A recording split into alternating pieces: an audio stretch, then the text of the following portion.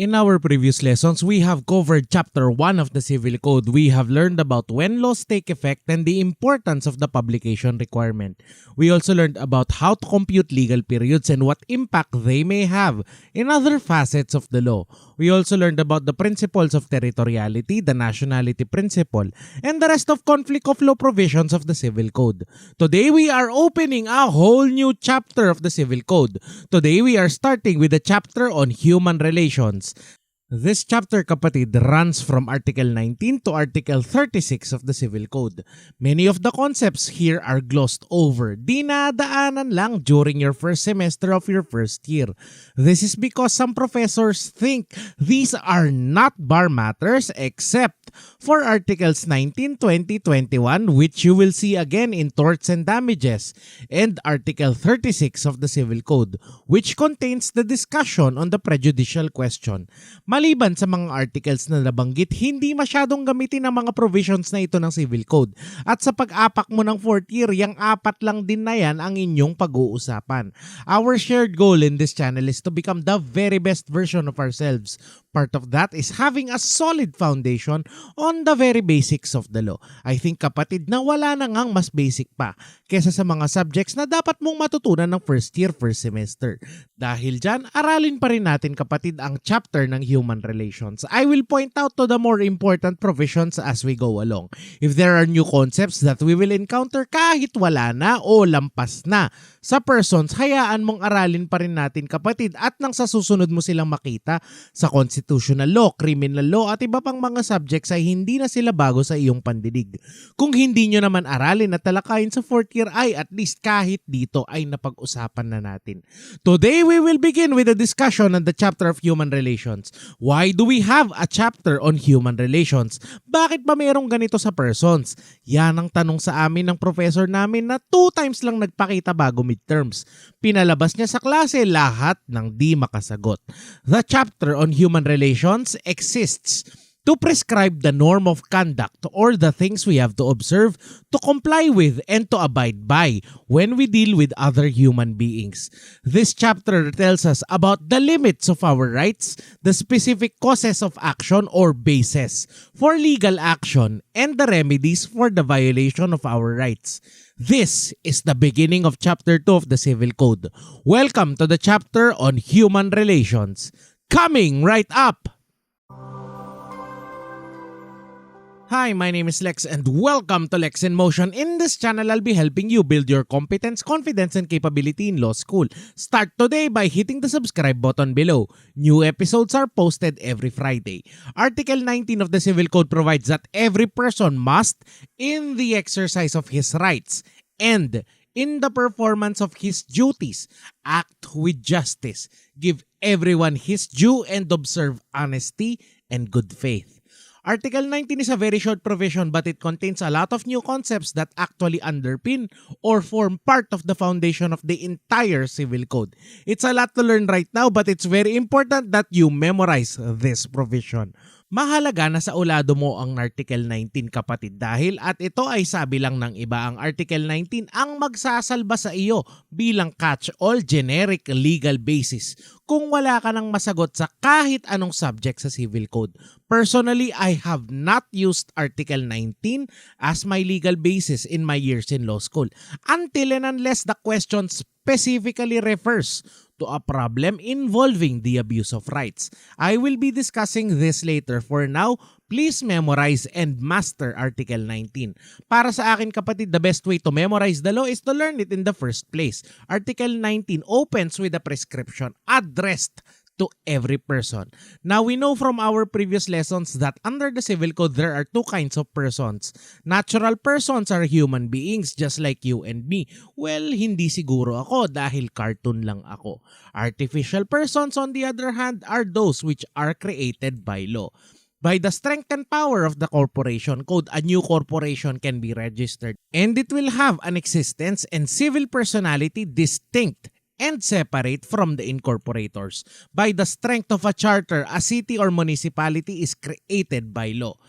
By a law passed by Congress, a government, corporation, hospital, university, or other body is created in the same way that the University of the Philippines, the National Kidney Institute, and the PAGCOR are all artificial persons created by law. They can enter into contracts, file complaints in court, open bank accounts, and do other things that are normally only reserved for natural persons. This is part of an older lesson in the earlier chapter of the Civil Code. In case you missed it, kapatid, there will be a link in the description down below.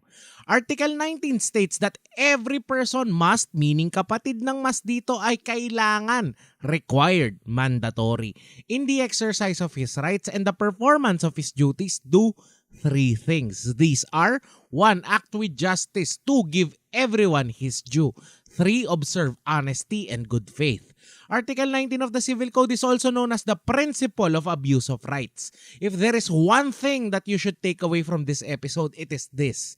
Article 19 is also called the principle of abuse of rights because it tells us the hard limits of our rights. It also defines for us the maximum limitations of our rights and how these rights should be exercised. For example, over the last few years, my wife and I have been fostering dogs in our tiny apartment. Friends and family contact us with puppies who are neglected, unwanted, or suffering from health issues. We come and get these dogs, we take care of them, bring them to our veterinarian, and then we find forever homes for them. This is one of our small advocacies. We have the right to own and take care of our dogs. We have to be responsible for parents. We have to clean up after them, keep them in leashes, especially when we're going out. The right of the owner of an animal, however, is not absolute. If the same animal causes damage to another, kunwari nagwala at nangagat, then at that time and place, any person has the right to defend himself, his family, and his property. If in the course of his defense, he kills one, some, or all of our dogs, then kapatid, tama siya. He is justified under the principle of abatement of nuisances. That is the limit of our right to own dogs and the beginning of his right to defend himself and his property. Thankfully, kapatid, never pa naman nangyari sa amin yan. Nuisances are defined under Article 694 of the Civil Code, and that discussion is part of property ownership and its modifications. It's a topic I'd love to discuss with you in our future lessons. In the same way, you have the right to speak your mind about the inadequacies, incompetence, and ineptitude of our government's response against the pandemic. However, the right to the freedom of expression is not absolute. There are certain limitations like the crime of libel and what appears to be certain provisions of the Bayanihan We Heal as One Act and the Anti-Terror Law. Under Article 19 of the Civil Code, the law tells us we must observe three things in the exercise of our rights. If we fail to do that, then to a certain extent, we are abusing our rights. Our rights are guaranteed by law. But if we misuse, or more accurately, abuse these rights, then they can be the source of some illegality. There is an abuse of rights when the following requisites concur. 1. There is a legal right or duty. 2. It is exercised in bad faith. 3. The sole intention is to prejudice or cause injury to another. The Supreme Court has decided on so many cases on the basis of the principle of abuse of rights. One such case is Metropolitan Bank and Trust Company versus Francisco Wong. Don't worry kapatid if you missed the citation, there will be a link to that in the description down below. In this case, pinautang na Metrobank ang Mindanao Grains Incorporated. Para sa kautangan na ito, isinanla ni Francisco Wong ang kanyang lupain sa Metrobank. Naging due at demandable na ang utang, subalit walang pambayad ang Mindanao Grains. Nakiusap ngayon ang presidente ng Mindanao Grains ng extension for 60 days. Francisco Wong, the mortgagor, then sold the property. However, he later found out that he could no longer sell the property because it was already foreclosed. Narimata na ng Metrobank without following the strict procedure of the foreclosure of mortgage. In this case, the Supreme Court ruled that Metrobank had no doubt the right to collect on the obligation. The bank had the right to foreclose the mortgage, but the bank did it in bad faith. The bank did not follow the procedure of the foreclosure of the mortgage. Further, the Supreme Court found that there was collusion o mayroong sabwatan na naganap sa pagitan ng sheriff at ng bangko. In this case, the Supreme Court found that all three elements of the principle of abuse of rights were present. In another case, Rama Uy Piching and Sons Incorporated versus Ernesto Quiamco. Ernesto Quiamco sought to settle the civil aspect of the crime of robbery allegedly committed against him by Davalan, Gabutero, and Generoso, unable to pay the three surrendered to Quiamco a Honda XL100 motorcycle. As it turns out, kapatid, ang motor na ito ay binili pala ni Gabutero mula sa Rama Uy Pitching and Sons Incorporated. Nang hindi na siya makahulog, sinalo ang motor ni Davalan. Nang hindi na makabayad si Davalan, napag-alaman ng corporation na ang motor pala ay nasa parking ni Quiamco.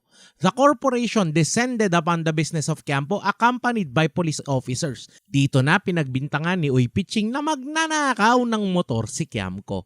A complaint was filed by Uy Pitching but it was dismissed by the Office of the City Prosecutor of Dumaguete City. The Supreme Court ruled that no doubt Petitioner Corporation acting through its co-petitioner Uy Pitching blatantly disregarded the lawful procedure for the enforcement of its right to the prejudice of respondent. Petitioner's acts violated the law as well as public morals and transgressed the proper norms of human relations. The basic principle of human relations embodied in Article 19 of the Civil Code provides, Article 19, every person must, in the exercise of his rights and in the performance of his duties, act with justice, give everyone his due, and observe honesty and good faith. Article 19, also known as the principle of abuse of right, prescribes that a person should not use his right unjustly or contrary to honesty and good faith. Otherwise, he opens himself to liability. It seeks to preclude the use of or the tendency to use a legal right or duty as a means to unjust ends. There is an abuse of right when it is exercised solely to prejudice or injure another. The exercise of a right must be in accordance with the purpose for which it was established and must not be excessive or unduly harsh. There must be no intention to harm another. Otherwise, liability for damages to the injured party will attach. This decision of the Supreme Court was written by the late Chief Justice Renato Corona and it's beautifully worded, kapatid, and I encourage you to read it. I'll be leaving a link to that in the description down below. In this case, the correct remedy of the corporation is to apply Article 1484 of the Civil Code or what is now known as the Recto Law. Under the law of sales, the seller of a personal property on installment, sa kasong ito, kapatid, ay motor na binili ng hulugan. Ang options ni seller kung sakaling hindi makabayad ang buyer ay 1. Exact fulfillment of the sale. 2. Cancel the sale. 3. Foreclose the mortgage if one has been constituted. Pipili ngayon ng seller kung gusto ba niyang singilin na lang ang buyer, kanselahin ang kanilang bentahan or mag-foreclose sa motor. Kung mag-foreclose ang seller, hindi na niya pwedeng habulin yung kulang. In this case, the seller did not do any of the three things. The corporation and its representatives went to the business of Quiamco, who was not the buyer of the motorcycle. They came without a warrant and the representative called out Quiamco as a motorcycle thief. The three requisites of the principle of abuse of rights are present. The corporation had a right to collect on the purchase price of the motorcycle, but they exercised it in bad faith. And there was clear intent to injure Quiamco from the hurtful words the corporation's representative said. Going back to Article 19, the duties imposed in this provision will apply when a person is exercising his rights. They are also applicable, kapatid, when a person is performing his or her duties. The Civil Code is full of instances when a duty is imposed. For example, the delivery personnel of the parcels you have ordered during the 7/7 sale at mga iba pang mga impulse buys mo sa darating na bounce back sale ay may karampatang obligasyon na ihatid sa iyo ang parcel mo. All three duties must be observed here. The three duties under Article 19 are 1. Act with justice. 2. Give everyone his due. 3. Observe honesty and good faith. The first duty is self-explanatory. Act with justice. Be fair in all your dealings. The second duty is the duty to give everyone his due. Sa iyong pag-aaral ng batas, kapatid, isa sa mga magiging observations mo ay allergic ang batas sa mga mapanlamang. To give everyone his due, ibigay ang dapat ibigay. Ibigay kay Juan ang para kay Juan. This duty foreshadows the prohibition against unjust enrichment. Bawal na bawal sa mata ng batas ang mapanlamang, and we will discuss more of this in the coming lessons. Finally, we have the duty to observe honesty and good faith. The Civil Code itself does not give us a definition of what is good faith. Maraming beses mo itong mababasa, kapatid. Laging kombo nito ay ang konsepto ng bad faith. In the case of Philippine National Bank versus De Jesus, the Supreme Court teaches us that good faith, here understood, is an intangible and abstract quality with no technical meaning or statutory definition. And it encompasses, among other things, an honest belief, the absence of malice, and the absence of design to defraud or to seek an unconscionable advantage.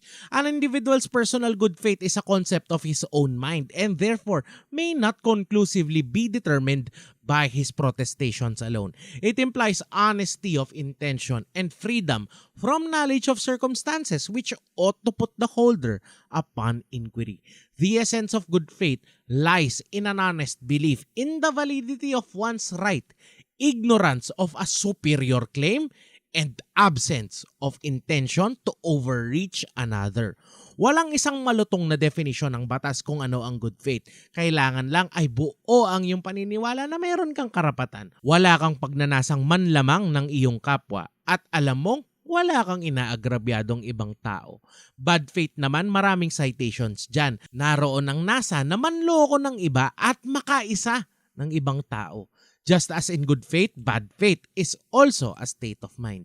Article 19 of the Civil Code does not exist in a vacuum. It cannot and should not be read alone. It has to be read in the contexts of Articles 20 and 21. Those three form the core of the chapter on human relations. Now that we have learned how to exercise our rights, in the next lessons, we will learn about the remedies against the abuse of rights. To summarize tonight's lesson, number 1, the chapter on human relations exists to give us a framework on how we should exercise our rights and perform our duties. The chapter outlines the remedies against the violation of our rights. 2, the principle of abuse of rights is contained in Article 19. There is an abuse of right when it is exercised in bad faith with the sole intention of prejudicing or injuring another person.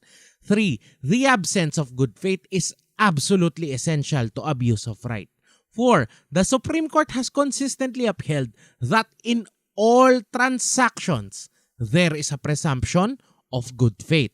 This presumption is overturned by clear and convincing evidence. If you would like us to continue our discussion on the chapter on human relations, please type yes in the comments below. There is also a short quiz. If you would like to test your understanding of this lesson, please do not discuss the questions in the comment section so as not to spoil the quiz for those who will watch it later. Thank you so much for watching. Like and share this video for Good Law School Carmind. I will see you next Friday.